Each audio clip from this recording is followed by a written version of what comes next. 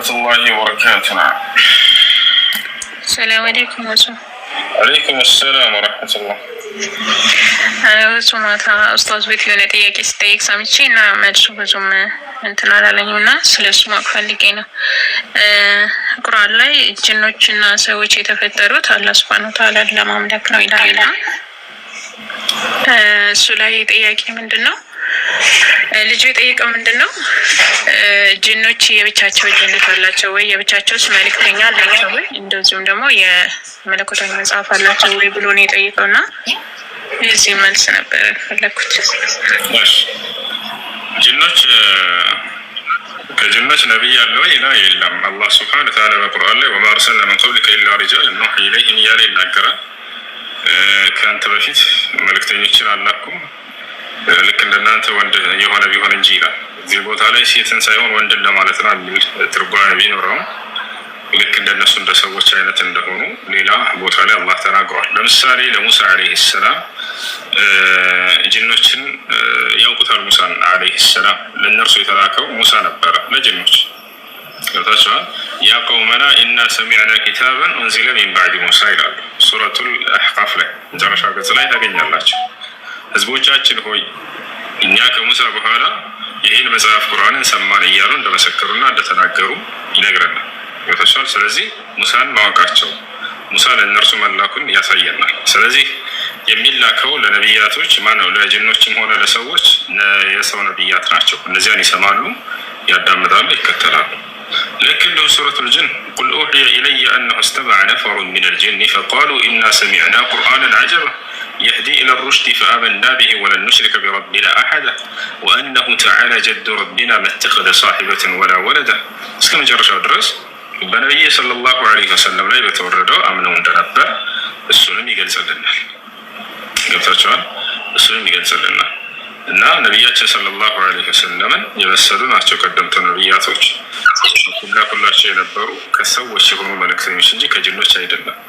አንዳንድ ሀሳብ ያላቸው ዕለሞች አሉ። እርሱም ያ ማዕሸረል ጅኒ አለም የእቲኩም ሩሱሉ ሚንኩም የሚል እናንተ ጭፍሮች ሆይ ከእናንተ የሆኑ መልእክተኞች አልመጡላችሁም ምን የሚል እዚህ ቦታ ላይ አጠቃላይ እንትን ታስቡበት ከሰው የሚለው ታስቡበት እንጂ ከጅኖች ከራሳቸው ለማለት አይደለም። ለምሳሌ ልክ አላህ ሱብሓነሁ ወተዓላ በቁርአን ላይ ለመላእክቶች ስገዱ ባልኳቸው ጊዜ ብሎ እዚያው ጅን ማን ነው እንትናንም ሰይጣን ጅንንም ያጠቃልለዋል። ለታቻለ አይደለ? ያ ወይስ ቁልና ሊልመላኢከቲ እስጁዱ ሊአደም ፈሰጀዱ ኢላ ኢብሊስ ይላል። ለአደም ስገዱ ባልኳቸው ጊዜ መላእክቶች ይላል። በዚያው ውስጥ ማን ተጠቃሏል ከተባለ ጅን ተጠቃሏል። ለታቻለ ለሱም ግን ያም ትእዛዝ ያም ይመለከተዋል ለእነርሱ የታዘዘው ማለት ነው። አላህ ሱብሓነሁ ወተዓላ የሆኑ አካሎችን ያዝና በዚያ ውስጥ ደግሞ ሌሎችን ያጠቃልላቸዋል ከማጠቃለል አንጻር። ስለዚህ ከጅኖች የሆነ መልእክተኛ ሳይሆን ከሰዎች የሆኑ መልእክተኞች ናቸው። ሙሳን ያውቁት እንደነበር ይከተሉት እንደነበር በቁርአን ላይ ተገልጿል። ነቢይ ሰለላሁ ዐለይሂ ወሰለም ያውቋቸውና ይከተሏቸው እንደነበርም ተገልጿል። ስለዚህ ያ ናቸው። ለራሳቸው የተለየ መጽሐፍ አላቸው ወይ? ላ የላቸውም። ቁርአንና ሐዲስን ነው የሚከተሉት። እንዲሁም ደግሞ የሙሳን ሕግና ስርዓት ይከተሉ እንደነበረ በሱረቱል አሕቃፍ መጨረሻው ላይ ተገልጿል። የራሳቸው የሆነ የላቸውም። የራሳቸው የሆነ የላቸውም። ኢና ሰሚዕና ኪታበን ኡንዚለ ሚን ባዕድ ሙሳ ከሙሳ በኋላ የተወረደን መጽሐፍ ሰማን አሉ። የሙሳን መጽሐፍ ይከተሉና ያውቁት እንደነበረ ተገልጿል ሱረቱል አሕቃፍ መጨረሻ ላይ። ስለዚህ ለሰዎች የሚወረደው ህግና ስርዓትን እንጂ የሚከተሉት ለራሳቸው የተወረደ ህግና ስርዓት አይኖርም። ቦታቸው ልዩነታችን ምንድን ነው? እኛ አናያቸውም፣ እነሱ ያዩናል። አላህ በቁርአን ላይ ኢነሁ የራኩም ሁወ ወቀቢሉሁ ሚን ሐይሱ ላ ተረውነሁም ይላል። እርሱና ጭፍሮቹ እናንተ በማታዩባቸው ስፍራ ሆነው ያያችኋል አለ ስለ ጅኖች ሲናገር። ያ ሌላው ነገር ጀነት ሲገቡ የራሳቸው ጀነት ክፍል አላቸው ወይ? ጀነት ይገባሉ አይገባም በሚለው ጉዳይ በዑለሞች መካከል ኺላፍ ቢኖረውም ይገባሉ። ለምን ከተባለ ምንዳ እንዳለ ቅጣት እንዳለባቸው ሁሉ ምንዳም አላቸው። ከእነርሱ የካደ ወዴት ይሄዳል? ወደ ጀሃነም ይሄዳል። ከእነርሱ ያመነ ወዴት ይሄዳል? ወደ ጀነት መሄዱም አይቀር ነው። አላህ በቁርአን ላይ ለም የጥሚትሁነ ኢንሱን ቀብለሁም ወላ ጃን ይላል። ሰውም ሆነ ጅን ከእነርሱ ገነት ገብቶ ከሚያገባቸው በኋላ በፊት ማንም ያልነካቸው የሆነ እያለ ስለ ሑረል ዐይኖች ይናገራል። ስለዚህ እነሱም አብረው መግባታቸውን ያሳያል። ያ ነው እና እዛ ቀጣዩ ዓለም እኛ እናያቸዋለን እነሱ አያዩንም ምናምን የሚባል ነገር አለ። ይህ ወላሂ በነብዩ ሰለላሁ ዐለይሂ ወሰለም ሐዲስ ላይ ተገለጸ። ነገር ግን እንደሚገቡ ነው ሐዲሱ የሚያሳየው። በተሻለ ቁርአን የሚያሳየው እሱን ነው። ማንኛውም መልካም የሰራ ሰው መልካም የሰራ አካል በቀጣዩ ዓለም እንዳ አለው። አላህ በቁርአን ላይ ሲናገር ወማ ኸለቅቱል ጂነ ወልኢንሰ ኢላ ሊያዕቡዱን፣ ሰዎችንም ሆነ ጅኖችን አልፈጠርኩም እኔን እንዲገዙኝ እንጂ አለ። ፈመን ዐበደ አላህ ፈለሁ ጀዛ ወመን ከፈረ ቢላህ ፈለሁ ዕቃብ ወሀዛ ማ ደለ ዐለይሂ ደሊል አልኪታብ ወሱና። ቁርአን ሐዲስ እንደሚያመለክተው የአላህን ትእዛዝ የፈጸመ በቀጣዩ ዓለም ጸጋን ያገኛል። የአላህን ትእዛዝ ያልፈጸመና ያመፀ ደግሞ ቅጣትን ያገኛል። ስለዚህ ጅኖችንም ይመለከታል ይሄ ትእዛዝና ክልከላ። ወማ ኸለቅቱል ጂነ ወልኢንሰ ኢላ ሊያዕቡዱን አለ። ስለዚህ ሰዎችንም ሆነ ጅኖችን እኔን እንዲገዙ እንጂ አልፈጠርኳቸውም አለ። ከተገዙ አላህን በቀጣዩ ዓለም ጸጋን ያገኛሉ። አላህን ከካዱ ደግሞ ቅጣትን ጀሃነመ ይገባሉ። አላህ ስብሓነሁ ወተዓላ ለሰይጣን ምን አለው? ለአምለአነ ጀሃነመ ሚነል ጂነቲ ወናሲ አጅመዒን፣ ለአምለአነ ጀሃነመ ሚነል ጂነቲ ወናሲ አጅመዒን እያለ ይናገራል። ጀሃነመ ሚንከ ወሚመን ተቢዐከ ሚንሁም አጅመዒን እያለ በሌላ ቦታ ላይ ይናገራል። ጀሃነምን ከሰዎችና በጅኖች በካዱት አካሎች እሞላታለሁኝ አለ። ታዲያ ጀሃነም ይገባሉ ከተባለ ከጅኖች ጭፍሮች በማመጻቸው ምክንያት በመታዘዛቸው ምክንያት ጀነትን እንደሚያገኙ ያሳየናል አንቀጹ። እሺ እሱ ጀዛከላሁ ኸይር። ሌላው ጥያቄ አንዳንድ ጊዜ የሆነ ተስፋ ስንቆርጥ ምናምን ሲገፋን ሞትን መመኘት እንደ ወንጀል ይቆጠራል?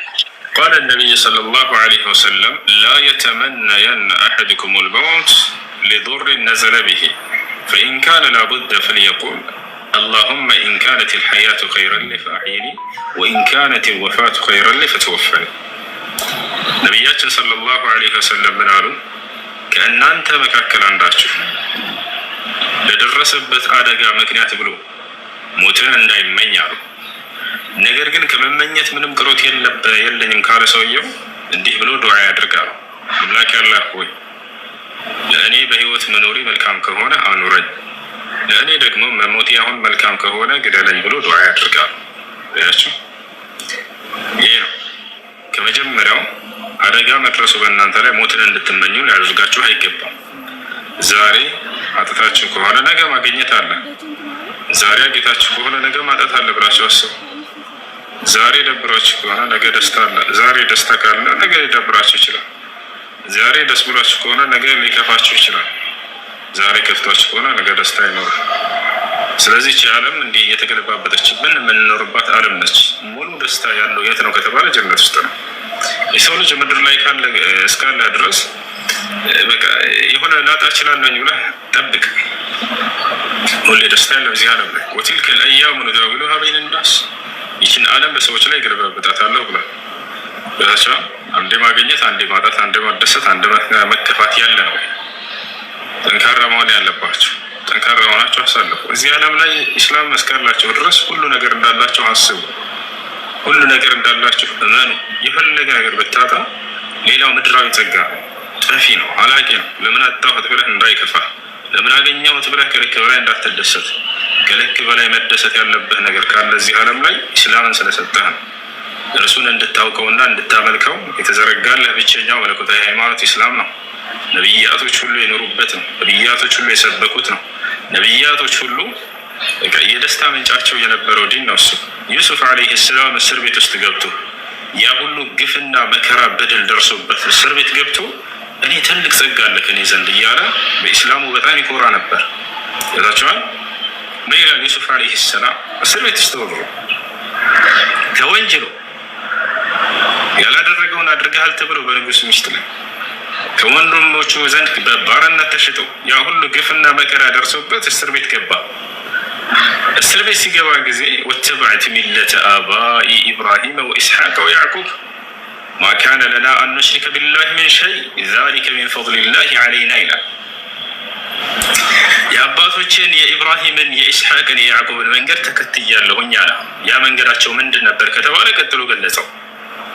እኛ በአላህ ላይ ቅንጣት ልናገራ አይገባንም፣ አላገራንም አለ። በቃ ይሄ ነው ትልቁ ጸጋ፣ አንዱን አምላክ በብቸኝነት ማወቃችን አለ። ዛሊከ ሚን ፈድሊላሂ ዐለይና አለ። ይህ አላህ በእኛ ላይ የዋለልን ትልቁ ትሩፋት ነው አለ። ትልቅ ጸጋ ነው አለ።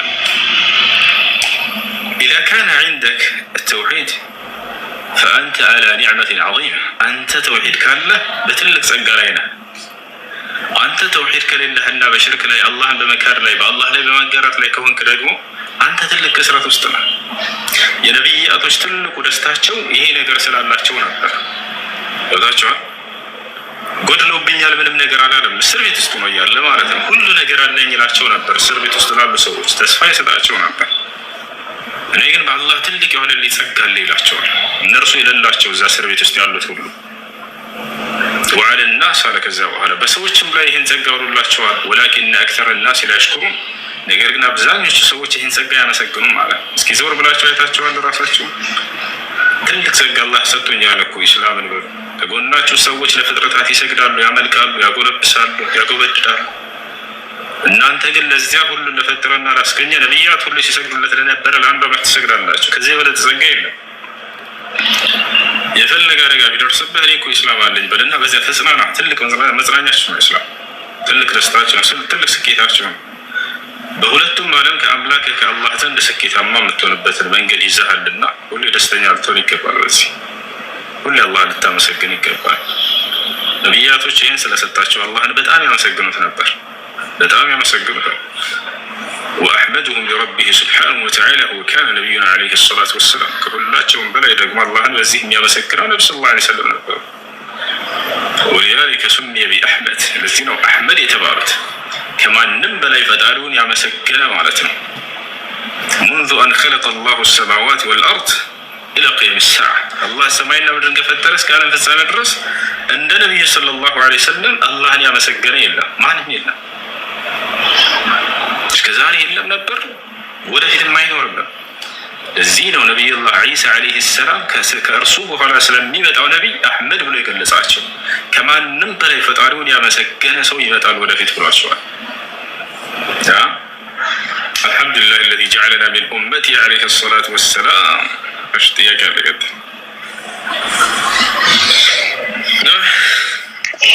እሺ በጣም ነው የማመሰግነው። ሌላ አንዳንድ ጊዜ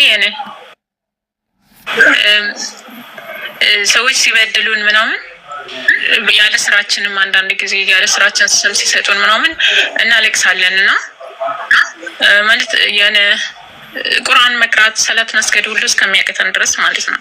ይህ ስሜት ውስጥ እንገባለን ምናምን። እሱስ ነፍስ እንደመበደል ይቆጠራል? ካላለቀስን ደግሞ ያ ነገር ቀለል አይለንም እና እሺ የአብርሃም እና ኢስሐቅ አምላክ ማነው? አላህ ነው ይናገራል። ነቢያቶች አላህ ነው እያሉ ይናገራሉ። እሺ ማልቀስ የሆነ ነገር እንዲቀላችሁ ብላችሁ ማልቀሱ አስፈላጊ አይደለም። ሰብር ማድረጉ ነው፣ ኢህቲሳብ ማድረጉ ነው፣ ትዕግስት ማድረግ ብላችኋል። ከአላህ ዘንድ በዚህ በደረሰብኝ አደጋ አጅር አገኛለሁ ብሎ ከአላህ ዘንድ ኢህቲሳብ ማድረግ እንዳል ማሰብ። ነቢያችን ሰለላሁ ዐለይሂ ወሰለም ሐዲስ ላይ ምን አሉ? ኢነል ሙእሚን ለዩእጀሩ ቢልሙሲበቲ አለቲ ቱሲቡሁ ሐታ ቢሸውከቲ አለቲ ዩሻኩሃ አሉ። አንድ አማኝ በሚደርስበት መከራ ሁሉ ምንዳ ይጻፍለታል ከአላህ ዘንድ በምትወጋው እሾህ እንኳን ሳትቀር ብለው ተናገሩ። ስለዚህ ያን ለማግኘት ደግሞ ሁለት መስፈርቶችን ማሟላት ግድ ይላል። አስሰብሩ ወልኢህቲሳብ።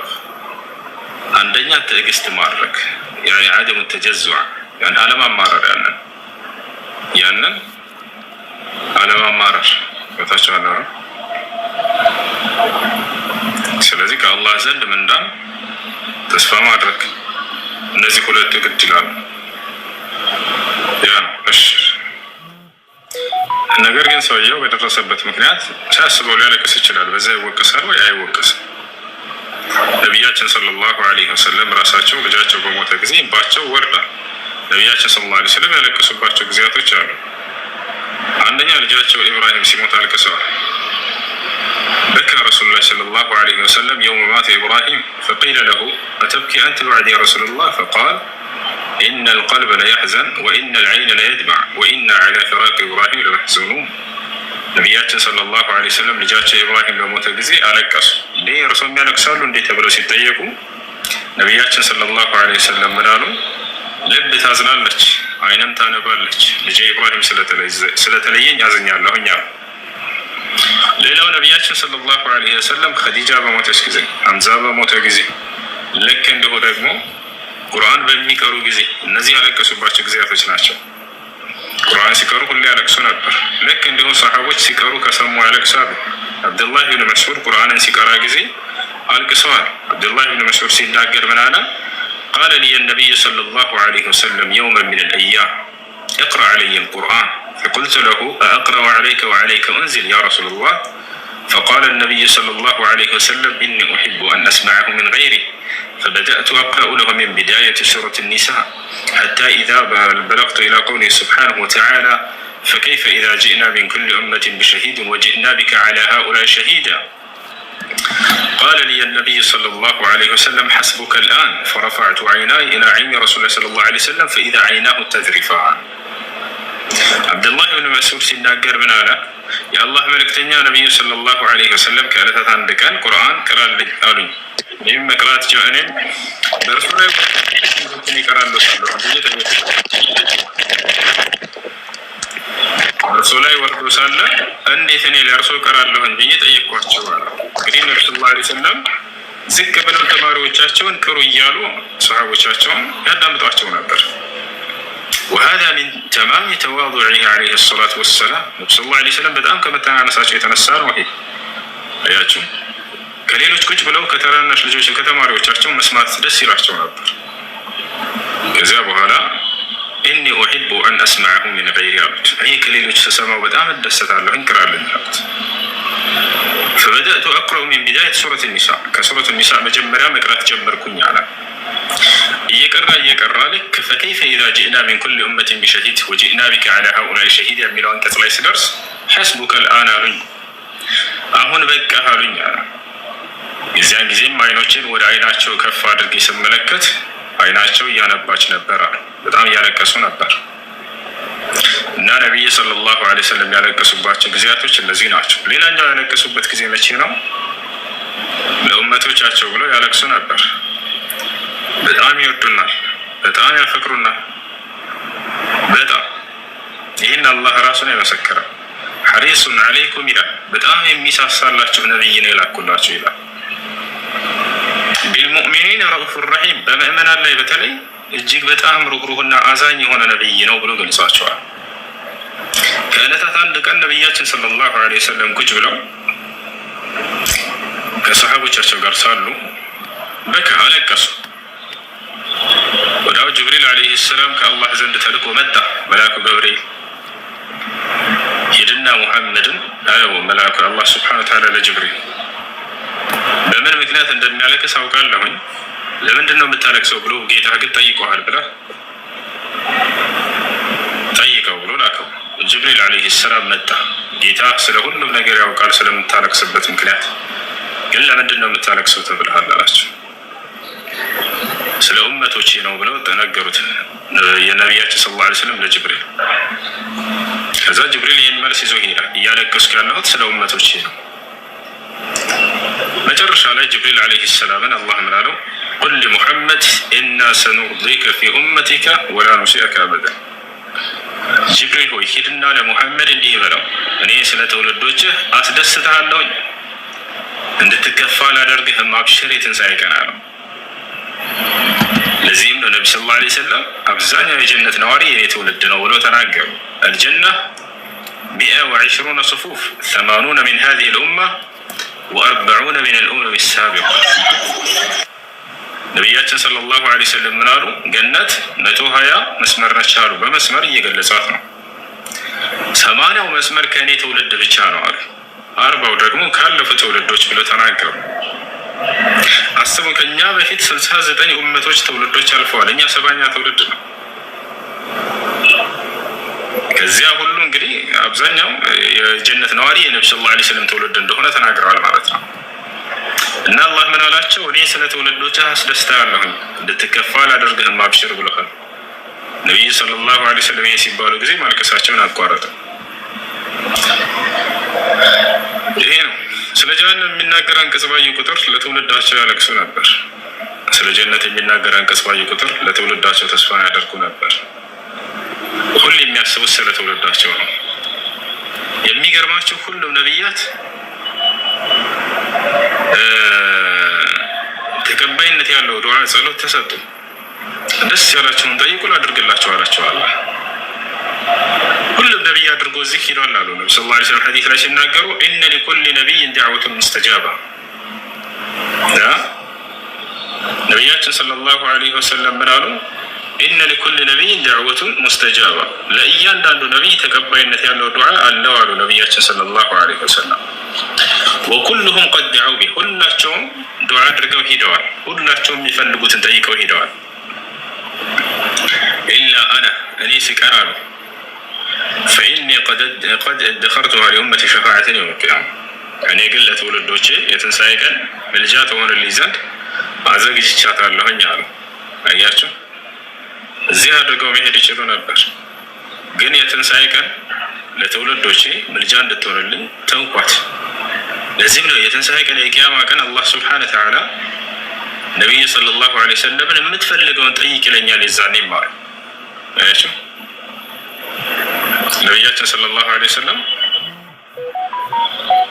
የፈለግከውን ጠይቅ ይለኛል፣ እኔም የዛኔ ስለ ትውልዶች ብዬ ጠይቀዋለሁኝ አሉ። ትክክለኛ ወዳጅ የሚታወቀው የችግር ቀን ጊዜ፣ የመከራ ቀን ጊዜ ከአንተ ጎን ሆኖ ስለ አንተ የሚጨነቅልህና የሚያስብልህ አካል ነው። በደስታ ጊዜማ ሁሉም አብሮ ነው፣ ሁሉም ከአንተ ጋር ነው። የጭንቅ ሁሉ ጭንቅ ብሎ ለማለት ደግሞ የትንሣኤ ቀን ጭንቅ ነው። ወይ ጀነት ወይ ጀሃነም ነው ከፊት ያለው ያቸው። እና የዛኔ ነቢያችን ሰለላሁ ዐለይሂ ወሰለም ሐዲስ ላይ አነ አወል ሻፊዕ ሙሸፈዕ የውመል ቂያማ አሉ። የትንሣኤ ቀን የመጀመሪያው አማላጅ እኔ ነኝ አሉ። ምልጃውም ከማንም በላይ ተቀባይነት ያለው እኔ ነኝ ብለው ተናገሩ። እሺ ከላይ አካ ሰላም እንዴት ነህ?